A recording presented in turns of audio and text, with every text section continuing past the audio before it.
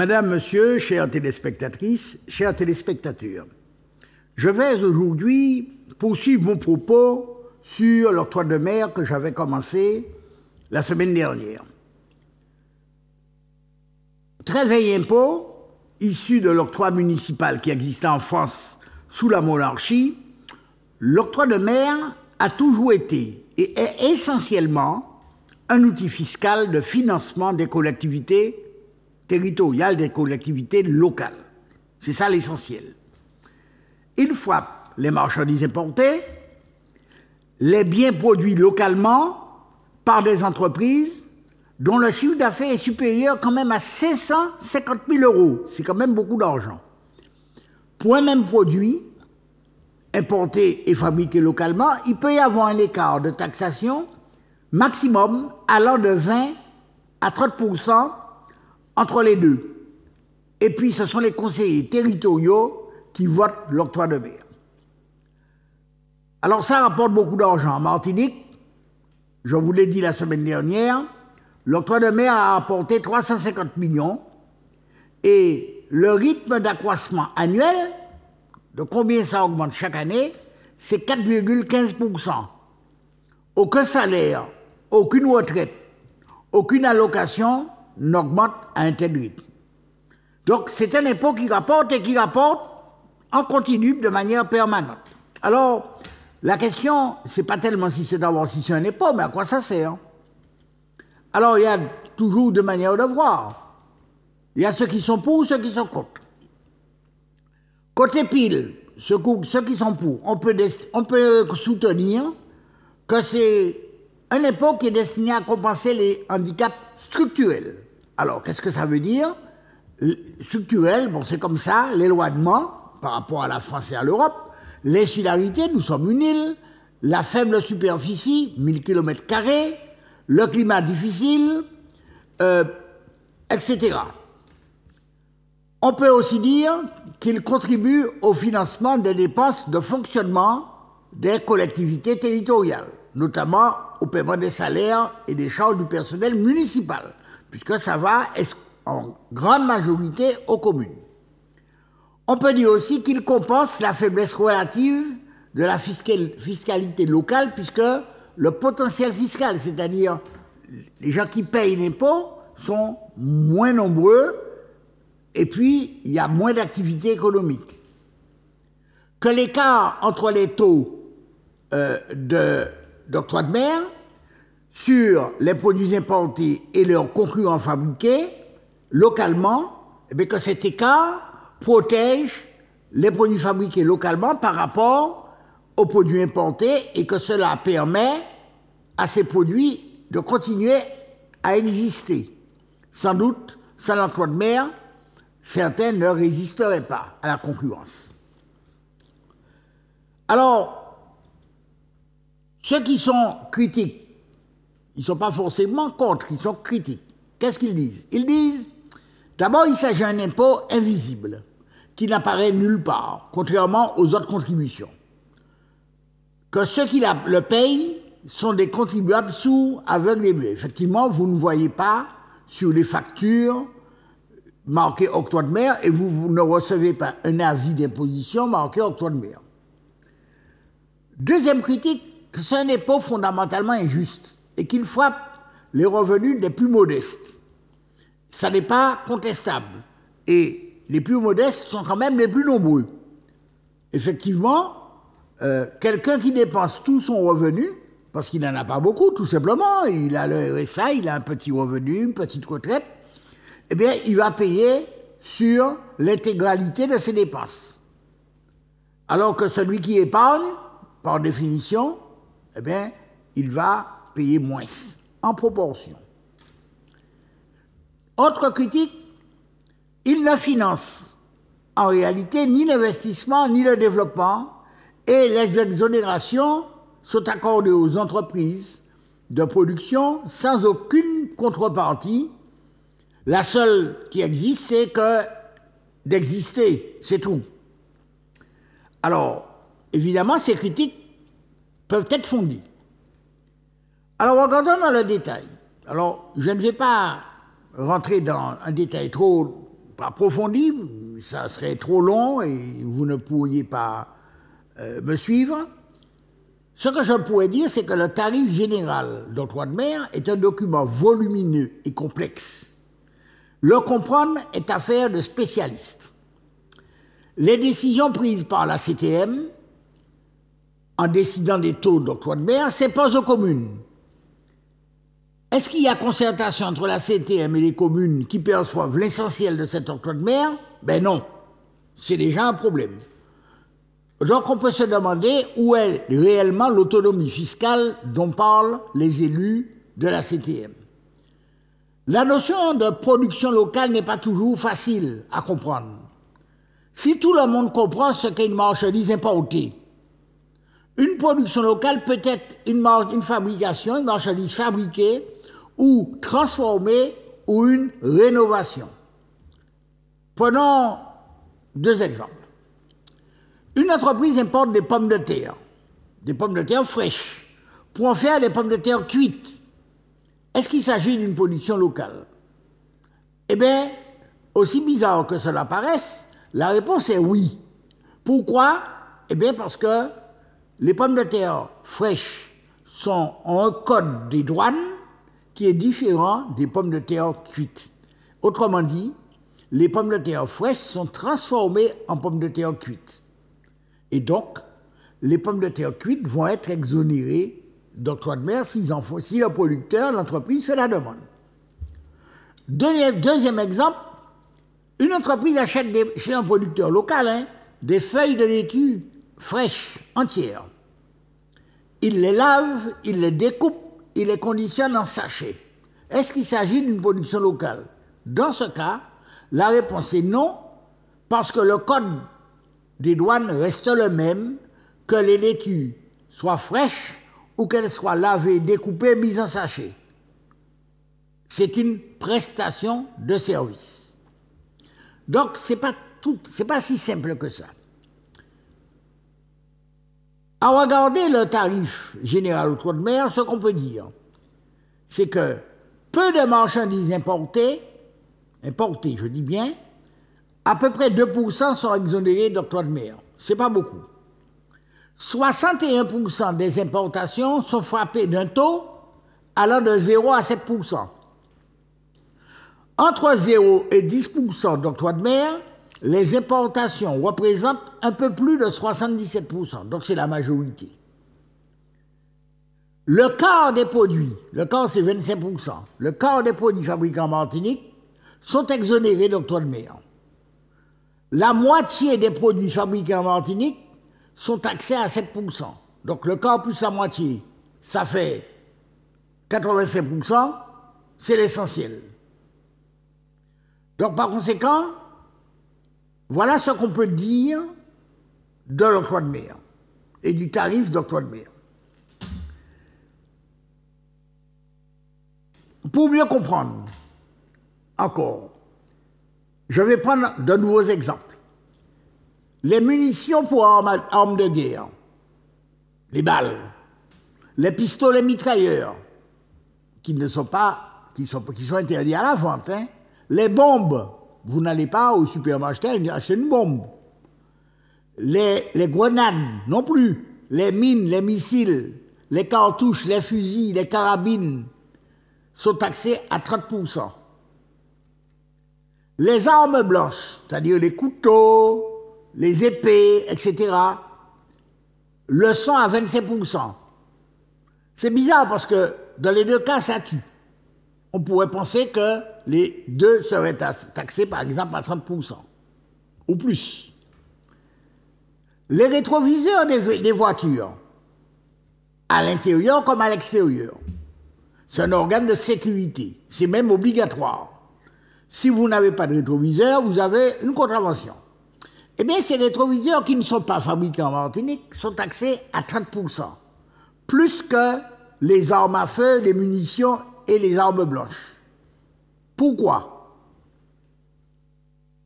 Les verres de lunettes sont taxés à 25%. Or, en Martinique, tout le monde est amené à porter des lunettes, d'abord parce que nous avons tous même jeune, des problèmes de vue. Et deuxièmement, avec l'âge, on devient presbyte et on a obligatoirement besoin de lunettes. Autrement dit, celui qui achète des verres chez l'opticien, il n'a pas le choix. C'est obligatoire. Les pierres de bijouterie, les rubis, les saphirs, les émeraudes, les perles, les diamants sont taxés à 25%. Mais vous voyez, c'est moins que les rétroviseurs et c'est le même taux que pour les verres optiques. Mais est-ce aussi indispensable? Un autre exemple, le caviar, qui est un produit de luxe, est taxé à 25%. On pourrait peut-être augmenter le taux, mais c'est compréhensible. Mais les produits qui les remplacent, par exemple, les œufs de Lumps, qui ne sont pas des produits de luxe, sont taxés aussi à 25%. Donc on pourrait augmenter le taux du caviar et baisser celui des œufs de Lumps, par exemple.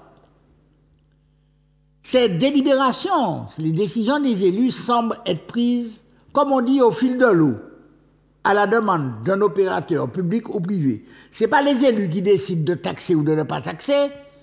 Il y a une demande qui leur est adressée par une ou plusieurs entreprises fabriquant les différents biens. Il n'y a pas vraiment de campagne, c'est-à-dire on ne fait pas un appel en vue de réviser les taux. Il n'y a pas de calendrier. Par exemple, la campagne commence le 1er janvier et se termine le 28 février pour arrêter les décisions relatives à l'octroi de mer. Même le Conseil économique, social, environnemental, de la culture et de l'éducation, ce qu'on appelle le CESEM, dont le président vient d'être changé, c'est M. Bellemare, Éric Bellemare, qui assure cette fonction, eh bien même le CESEM n'est pas consulté. Or, c'est sa fonction d'être consulté. Ça veut bien dire qu'il n'y a pas vraiment de stratégie de la part de la CTM. La CTM affirme pourtant que l'orientation de sa politique est fondée sur le développement économique, l'emploi et sur la création de richesses. Alors, si c'était le cas, on devrait pouvoir trouver à la CTM un document qui justifie les taux et qui justifie les écarts de taxation. Il n'y a rien de tout cela. Le bilan produit par la CTM chaque année sur la mise en œuvre des exonérations pendant l'année précédente doit être débattu et voté en plénière. Il n'y en a pas, c'est-à-dire que on vote un tarif, un an après, il faut regarder qu'est-ce que ça a donné comme résultat. Eh bien, on ne fait pas ça. Donc, c'est quand même un problème. C'est comme si vous achetez une voiture et que vous n'emmenez jamais en révision. Vous êtes certain de tomber en panne. En contrepartie des exonérations accordées sur la production locale, à quoi s'engage l'entreprise bénéficiaire? Cet éventuel engagement fait-il l'objet d'une convention signée entre la CTM qui accorde les exonérations et les entreprises en question? Les consommateurs savent-ils que des exonérations sont accordées et sur quoi pour acheter, par exemple, prioritairement ces productions? À dire vrai, il n'y a rien de tout cela. Les confitures et les jus qui sont fabriqués en Martinique, que tout le monde connaît, je ne vais pas les citer, sont exonérés d'octroi de mer. Mais comme nous ne produisons pas assez de fruits, la matière première est importée. Comment la CTM agit pour développer ce qu'on appelle l'arboriculture fruitière, c'est-à-dire pour augmenter la quantité de fruits pouvant être récoltés et pouvant être vendus aux entreprises qui fabriquent des confitures et des jus. Si une telle politique était menée, on peut imaginer que ça va créer des emplois. Un autre exemple. La CTM finance de manière assez importante la restauration scolaire. Les repas qui sont fabriqués pour les élèves dans les collèges et les lycées, est-ce qu'ils sont fabriqués prioritairement avec des produits locaux exonérés? Qu'en dit la CTM? C'est pourtant elle qui finance. Elle pourrait inciter et dire d'acheter en priorité des produits locaux exonérés. Le dit-elle? À ma connaissance, ce n'est pas le cas. Dans les faits, pour dire les choses simplement, nos élus se contentent d'adopter un tarif que bien peu lisent en réalité. Donc, ils n'ont qu'à adopter, mais ils n'ont pas qu'à lire, les yeux fermés, sans s'interroger sur la suite. Concrètement, dès lors que ça rapporte, tout le monde est content. Venons-en maintenant à la question des effets de l'octroi de mer sur le coût de la vie. Évidemment, l'octroi de mer est régulièrement accusé de contribuer à la hausse des prix et à la cherté de la vie. Alors, il faut dire les choses clairement. L'effet d'une suppression de l'octroi de mer sur le niveau général des prix a supposé que les producteurs et les distributeurs la répercutent, ce qui n'est pas garanti, ne serait que de 5%.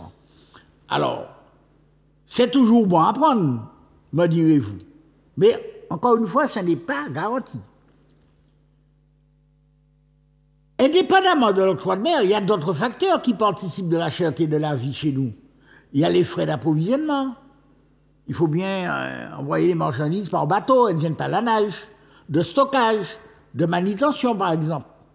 Le député Johnny Ajar indique dans son rapport sur le coût de la vie que l'octroi de mer n'est pas le déterminant principal, je le cite, dans le renchérissement des prix en Outre-mer.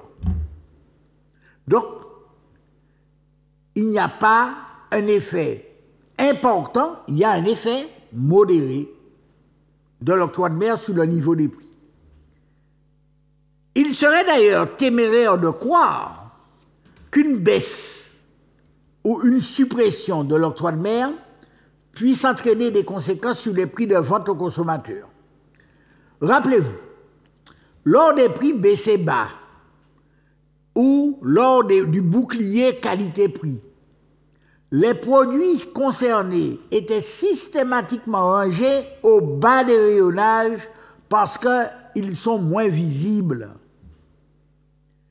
Il serait tout aussi téméraire de croire que les consommateurs que nous sommes sont des individus rationnels, disposant d'une calculatrice dans la tête, avec la mémoire qui va avec.